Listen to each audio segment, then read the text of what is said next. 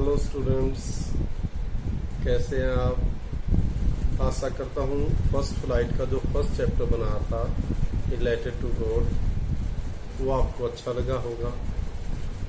इसी प्रोसेस में अगला नेक्स्ट जो चैप्टर है Nelson Mandela a long walk to freedom. अब इस चैप्टर के बारे में, अब वैसे तो ये स्टोरीज, ये जो चैप्टर है ये स्टोरी नहीं है और बहुत सारे बच्चों को मैंने ये भी देखा है they feel this particular chapter very difficult, क्योंकि उनको जैसी इंटरेस्टिंग स्टोरी चाहिए वैसी स्टोरी नहीं मिल पाती। लेकिन अगर हम देखें अपने एजुकेटिव पॉइंट ऑफ व्यू से, एजुकेशनल पॉइंट ऑफ व्यू से देखें तो क्या it teaches us a lot, बहुत सारी चीजें हम इससे सीखते हैं। और जिस कंट्री के बारे में ये चैप्टर है, जिस कंट्री के प्रेसिडेंट के बारे में ये चैप्टर है, उस कंट्री के अंदर देयर वाज ए डिस्क्रिमिनेशन, एक भेदभाव था। और उस भेदभाव के लिए आप जब अपनी टेक्स्ट बुक खोलेंगे तो उसमें लिखा हुआ है अपार्थीड, एक वर्ड आया है। अपार्थीड क्या होता है? एक पॉलिटिकल सिस्टम है, ये एक राजनीतिक व्यवस्था आप इसको कह सकते हो, that separates people according to their race, जो उनकी जाति के आधार पर लोगों को अलग करते हैं। रंग भेद भी आप इसको कह सकते हैं, भी ये ब्लैक है ये अलग है, हम व्हाइट है वो अलग, इस तरह का एक सिस्टम था। और कौन से कंट्री में? साउथ अफ्रीका के अंदर। और किस प्रेसिडेंट की बात कर रहे हैं हम? Nelson Mandela. अब नेल्सन मंडेला ने खुद अपनी ऑटोबायोग्राफी लिखी थी, जीवनी लिखी थी, और उसी ऑटोबायोग्राफी का एक पार्ट, एक एक्सट्रैक्ट ये आपके इस पर्टिकुलर चैप्टर में दिया गया है। सीखने के लिए अगर इसके आप कोटेशंस देखें, सेंटेंसेस जो यूज कर रखे हैं, they are superb, they are marvellous. Quotation आप उसको लिख सकते हैं, अपने स्टेटस पे भी लगा सकते हैं, इतनी बेहतरीन लाइंस लिखी गई। और हर चीज what is written in it, जो भी इसमें लिखी गई है, they are very much closer to reality. अब ये नहीं है भाई सोचा कुछ भी और कुछ भी लिख दिया, नो। जो नेल्सन मंडेला ने ड्यूरिंग हिज लाइफ टाइम, अपने जीवन के दौरान जो फील किया, उसी को इसके अंदर एक्सप्रेस किया गया है। ये चैप्टर जब स्टार्ट होता है तो ये इंसिडेंट बताता है 1994 की, और उस दिन 10 मई का दिन होता है। तो it was like a inauguration ceremony, एक उद्घाटन समारोह जिसको आप बोलते हैं, इनॉग्रेशन सेरेमनी टाइप था ये। और अब इस इनॉग्रेशन सेरेमनी में, क्योंकि फर्स्ट टाइम साउथ अफ्रीका के अंदर डेमोक्रेटिक इलेक्शन, अब डेमोक्रेटिक प्रजातांत्रिक, लोकतांत्रिक, जिसमें हर किसी को अधिकार, अब अपना जैसे इंडिया है, क्या है? It's a democratic country. अब प्रजातांत्रिक इलेक्शन हुए तो अब हर किसी को लड़ने का, वोट डालने का अधिकार मिला, हर कोई इलेक्शन फाइट कर सकता था। तो जब इस फर्स्ट इलेक्शन में हुआ तो यहाँ लगभग 400 के आसपास सीटें थी, और उसमें से नेल्सन मंडेला की जो पार्टी थी, और नेल्सन मंडेला क्या वो रिप्रेजेंट कर रहा था, प्रतिनिधित्व कर रहा था किनका? वो ब्लैक पीपल, जो ब्लैक लोग थे वहां के, उन लोगों का।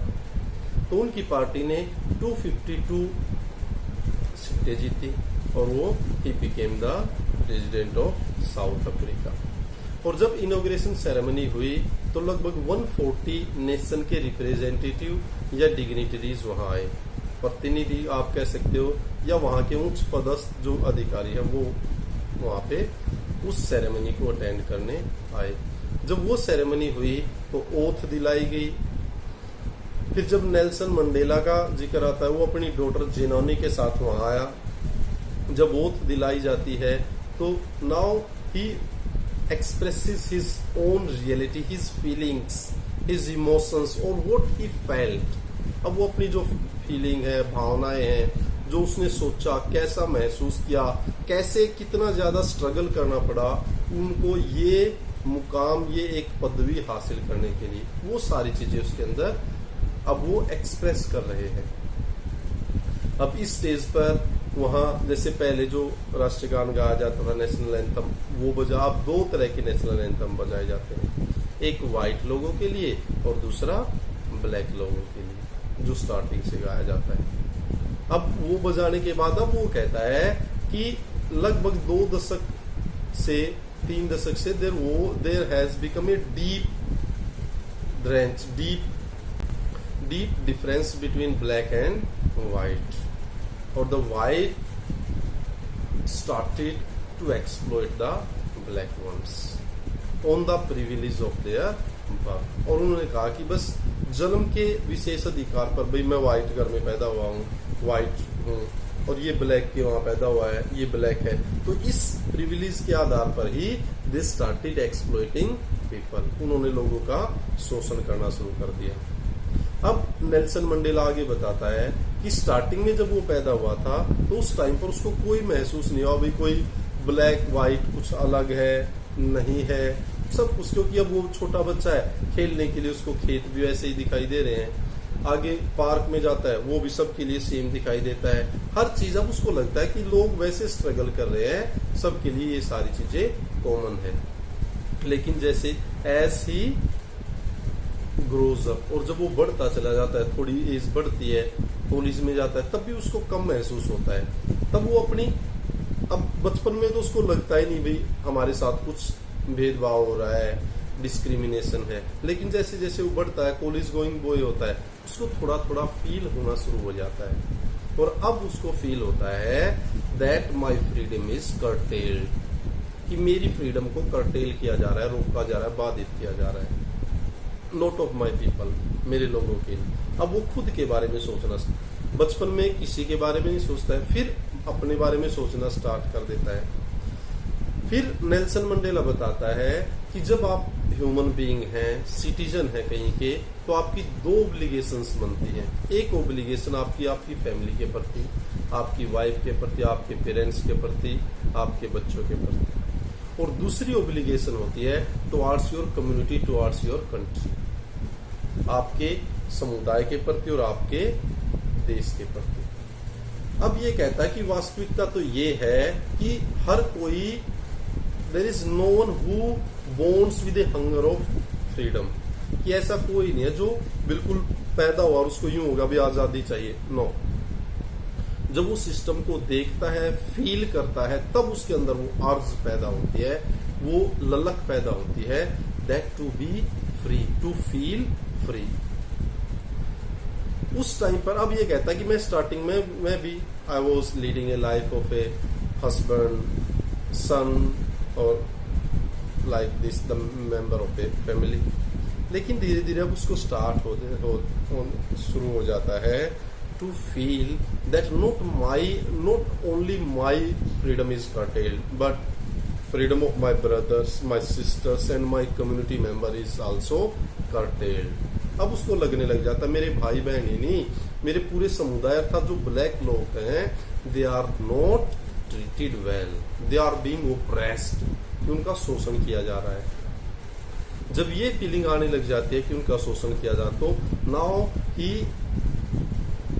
Takes an oath to fight for his people. अब वो स्टार्ट कर देता है अपने लोगों के लिए लड़ना, और अब स्ट्रगल स्टार्ट होता है तो उसके अंदर कहता है I face so many difficulties, so many sufferings, so many hardship I faced, spent many sleepless night, बहुत सारी बगैर नींद लिए रातें, और स्ट्रगल करना पड़ता है, होमलेस वांडरर हो जाता है, विदाउट होम के रहना पड़ता है, फैमिली से दूर रहना पड़ता है। Even he was prison for many years, कई वर्षों तक जेल भी काटता है। अब वो अपनी लाइफ की वो सारी डिफिकल्टीज, वो स्ट्रगल बता रहा है, how he struggled against that system which was very rigid, which was full of oppressors। अब जब ये फील होता है तो फिर वो कहता है कि बहुत सारे लोग, अब ये नहीं अभी जितने लोगों ने संघर्ष किया और अब now they are getting this freedom, okay, so many of my people died earlier, बहुत सारे तो मर चुके हैं, और मैं उनको थैंक भी नहीं कह पा रहा हूँ और दूसरा वो लोग हैं नहीं ये देखने के लिए what their sacrifice has brought for us, कि उनका जो बलिदान था वो हमारे लिए क्या लेके आया है। इस तरह अब वो बहुत सारी जो चीजें बता रहा है कि जो फ्रीडम होती है वो भय की अनुपस्थिति नहीं है। It is not the absence of fear. ये नहीं है भी मेरे अंदर भय नहीं है तो मैं साहस हूं। No no, to conquer the fear is real courage. साहस, हिम्मत, हौसला क्या है? भय को ही जीत लेना, ट्रायम्फ ऑफ दैट फियर। अब जब ये फीलिंग आती है, अब ये सारी चीजें रिफाइन हो जाती हैं और फिर now they start struggling for their freedom. अब ये सारी चीजें चलती रहती हैं और at the end they are able to get their freedom और they are able to get what they really need. अब जो चीज उन्हें चाहिए अब वो मिल जाती है, फ्रीडम मिलती है। और अब वो ये भी बता रहा है what is the main feature of this democratic country, कि इस लोकतांत्रिक राष्ट्र की सबसे बड़ी विशेषता क्या है, कि जो ये ऑफिशियल्स, जो आर्मी मैन, जनरल्स वो खड़े हैं, उस टाइम पहले they were even they wanted to shoot me out, वो मेरे को मारना चाहते थे। They wanted to arrest me, मेरे को अरेस्ट करना चाहते थे। But now when he is being elected as president, जब उसको प्रेसिडेंट चुन लिया जाता है तब वो कहता है now they are saluting me.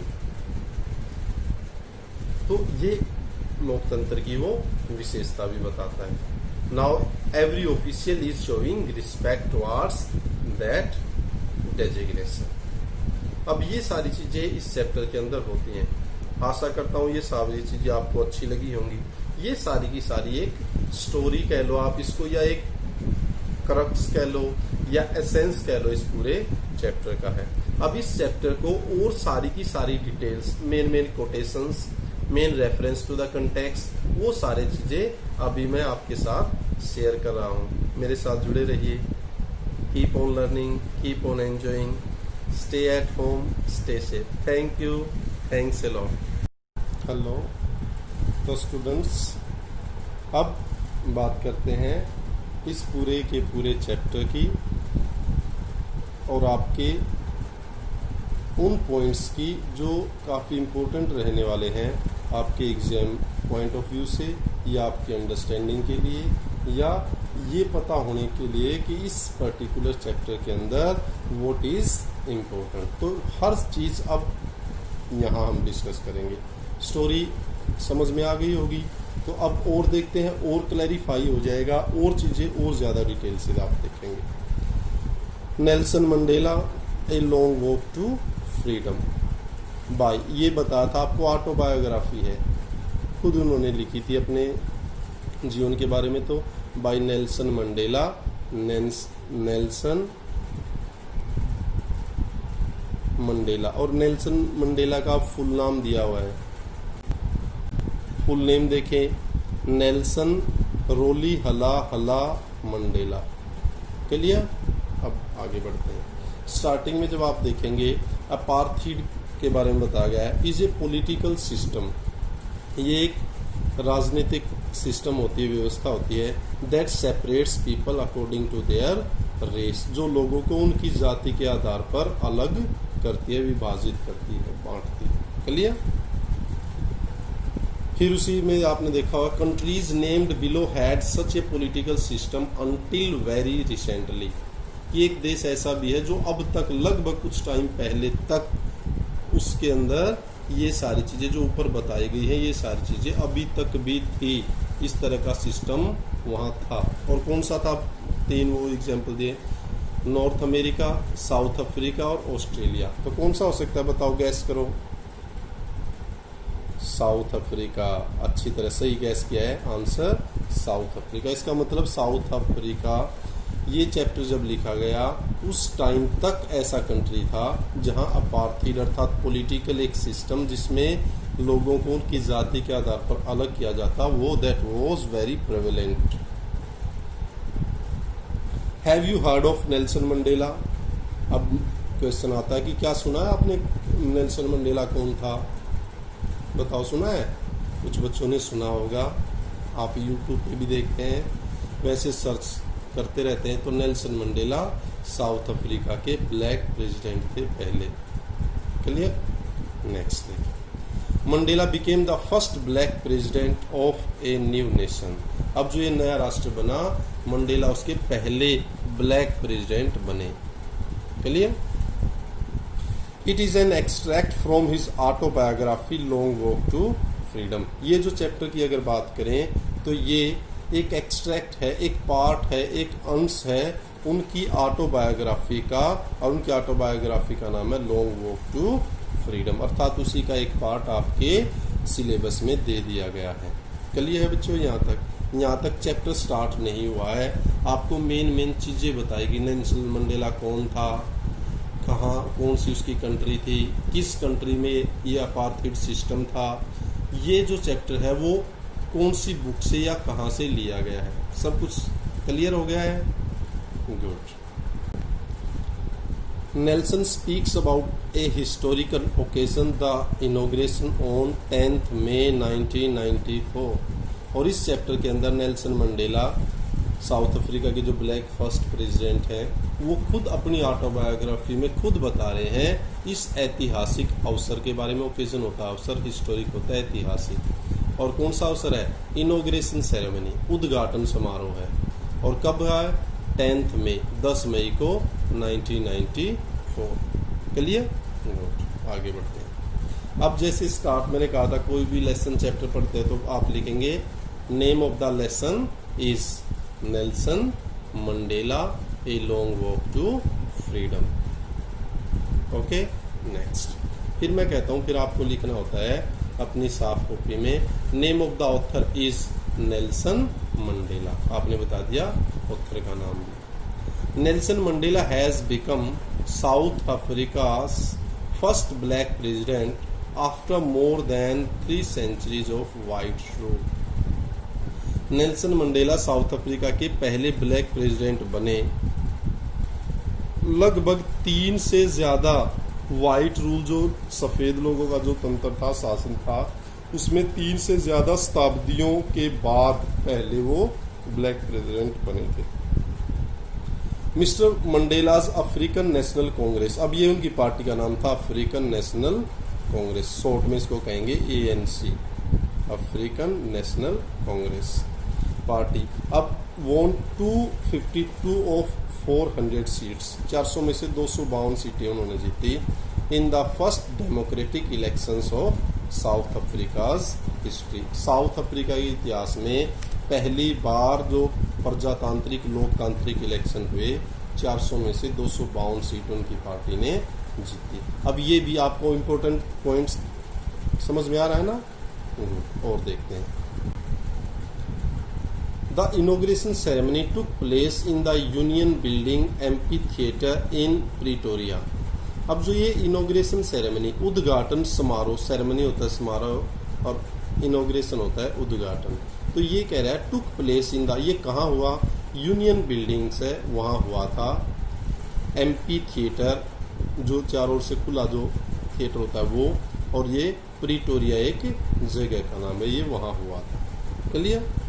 It was attended by politicians and dignitaries from more than 140 countries around the world। और इसको पूरे संसार से, चार ओर से लगभग 140 से ज़्यादा देशों के राजनीतिज्ञों, पॉलिटिशियन या फिर वहाँ के डिग्निटरीज, उच्च पद आसीन अर्थात शाही पदों पर जो लोग थे, उनके द्वारा इसको अटेंड किया गया था।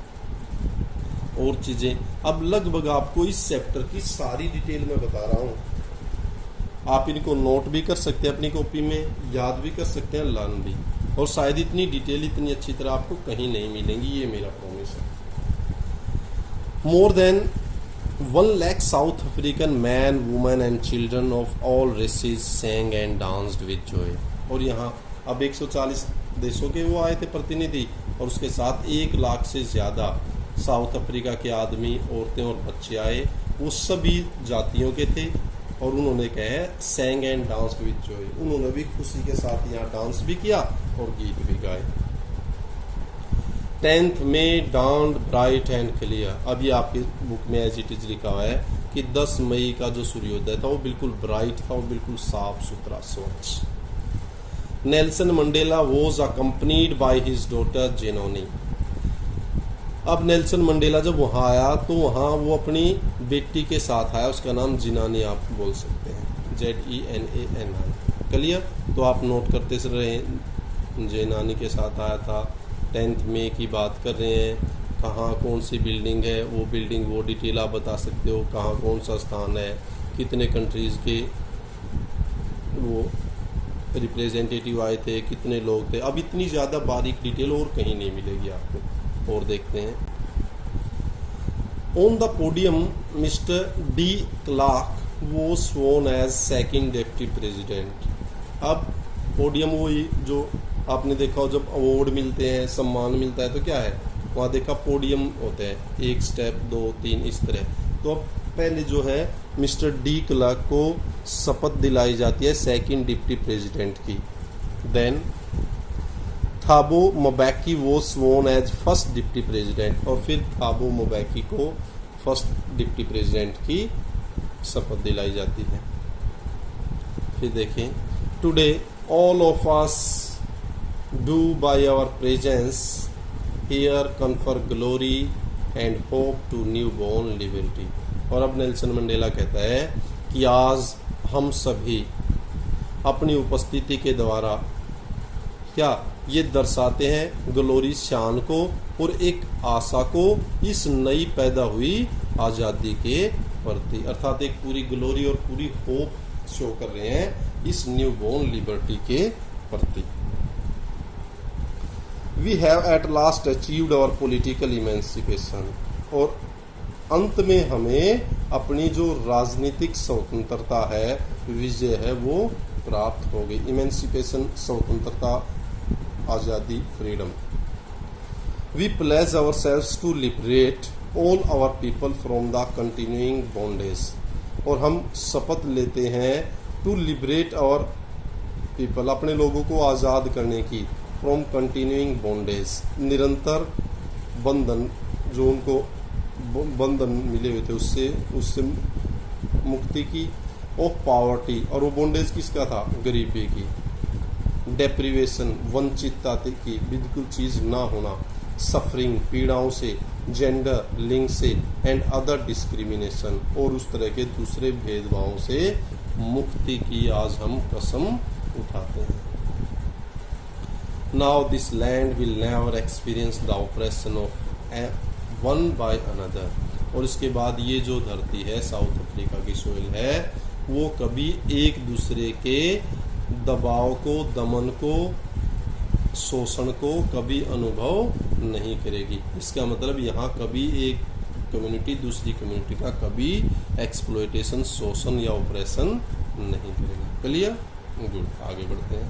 Next, let freedom reign, God bless Africa. और नेल्सन मंडेला जी कहते हैं कि अब आओ आज़ादी को ही शासन करने दो, अर्थात जो स्वतंत्र लोग हैं आज़ादी का शासन यहाँ होने दो, और भगवान ब्लेस करे, आशीर्वाद दे अफ्रीका को। God bless Africa. The 2 national anthems were played. अब वहाँ 2 राष्ट्रीय गीत गाए गए थे। वाइट लोगों के लिए कोसी सिकलेल अफ्रीका ये था, और ब्लैक लोग सच वाज दिस। तो ये 2 नेशनल, एक ब्लैक लोगों के लिए और एक वाइट लोगों के लिए। अब ये भी मेन डिटेल, अब हर चीज़ बता रहा हूँ, कंप्रीहेंशन पैसेज, हर चीज़ आपको पता होगी। कोई आपसे कुछ भी पूछेगा आप सब कुछ बता सकते हो इसमें। He lost his own 8 decades, और उसने लगभग अपने 8 डेकेड 80 दशक, 8 दशक, इसका मतलब लगभग 80 वर्ष खर्च कर दिए, खत्म कर दिए इसके ऊपर, इस आज़ादी के लिए। He was pained that he was not able to thank them and that they were not able to see what their sacrifice had wrought। और वो धन्यवाद भी करता है उन लोगों का, और उसको दुख भी होता है उन लोगों के बारे में सोच करके जो अपना सेक्रीफाइस कर चुके, जो अपना जीवन गंवा चुके हैं।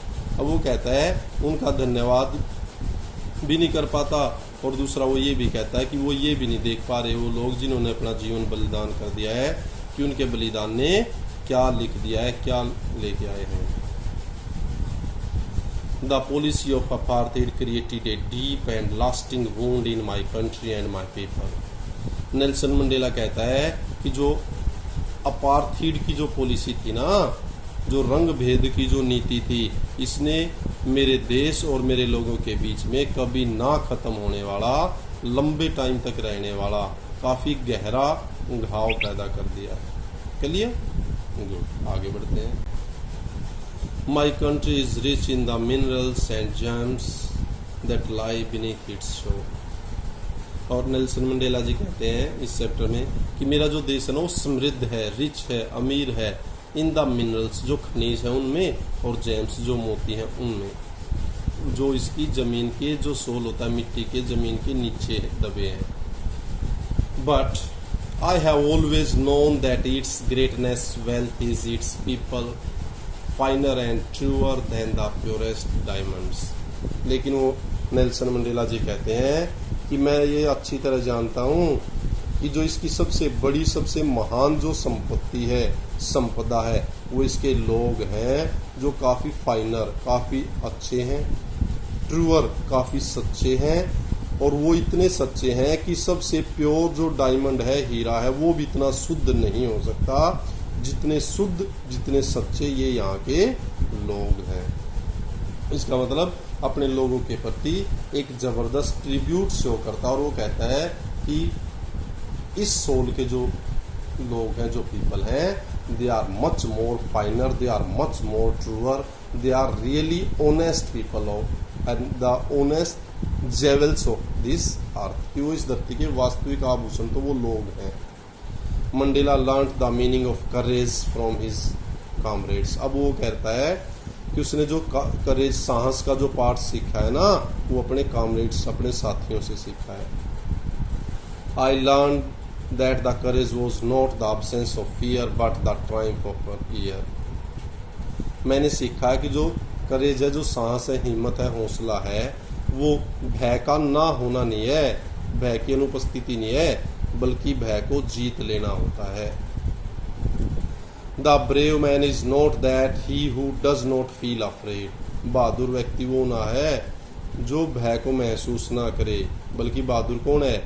He who conquers that fear। जो उस भय को जीत ले वो बहादुर है, ना कि वो बहादुर है जो जिसके अंदर भय नहीं है। नेल्सन मंडेला जी मानते हैं कि भय के ऊपर भय ना होना बहादुरी नहीं है, बल्कि भय को जीत लेना असली बहादुरी है, ब्रेवरी है। आगे देखते हैं।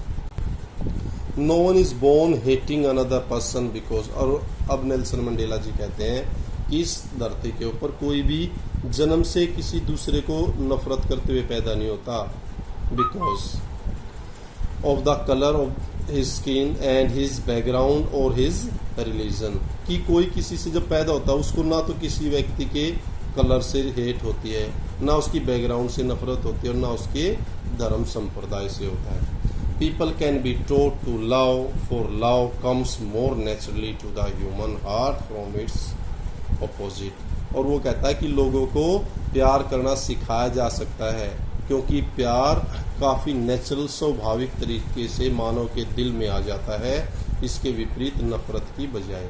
अर्थात नफरत नहीं आती, नफरत तो पैदा करनी पड़ती है, और प्यार नेचुरल तरीके से आता है। इसका मतलब नेल्सन मंडेला चाहता है to love one another, to love each other, कि एक दूसरे से प्यार करना चाहिए।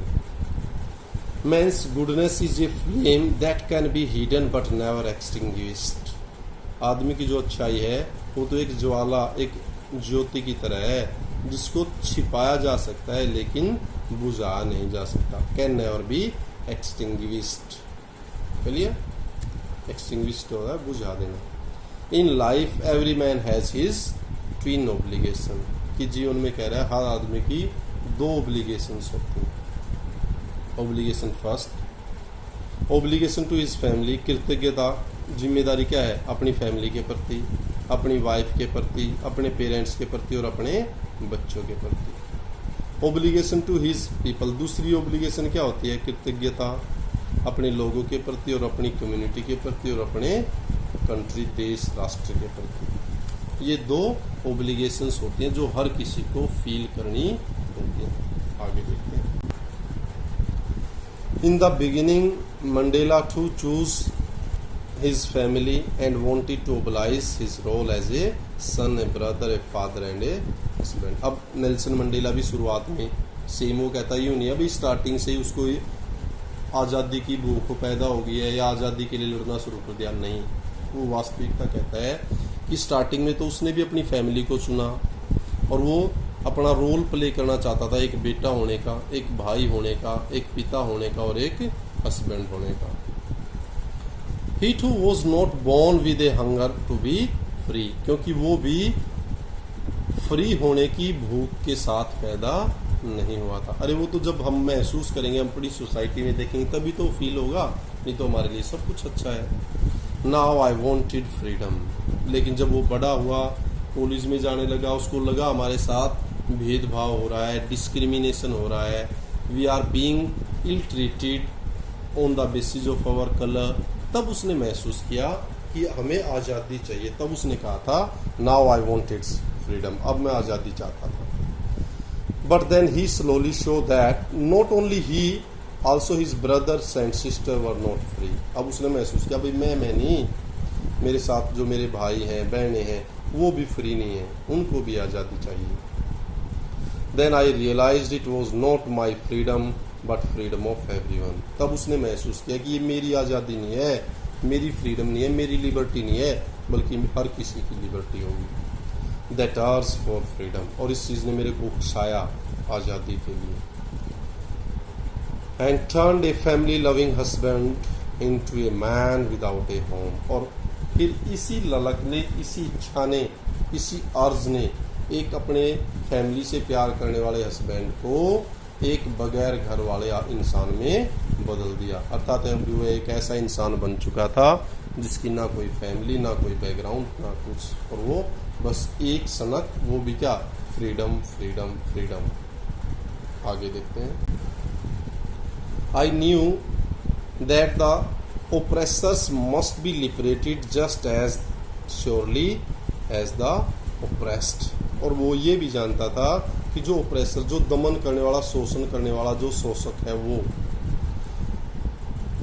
मस्ट बी लिबरेटेड, वो भी स्वतंत्र आज़ाद हो जाएगा, जैसे कि ओप्रेस्ड, जैसे शोषण सहने वाला आज़ाद हो जाता है, मुक्ति मिल जाती है, वैसे ही अत्याचार करने वाले को भी, शोषण करने वाले को भी मुक्ति मिल जाती है जब ऐसा सिस्टम नहीं होता है।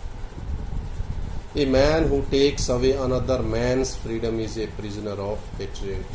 क्योंकि एक आदमी जो दूसरे आदमी की आज़ादी छीन लेता है वो भी घृणा का कैदी हो जाता है, अर्थात लोग उससे हेट करने लग जाते हैं। और जब आप किसी को कुछ कहेंगे नहीं, प्यार से रहेंगे, तो क्या करेंगे? People will love you. लेकिन जब आप किसी की फ्रीडम कर्टेल करोगे तो they will start hating you. चलिए, I am not truly free if I am taking away someone's else freedom।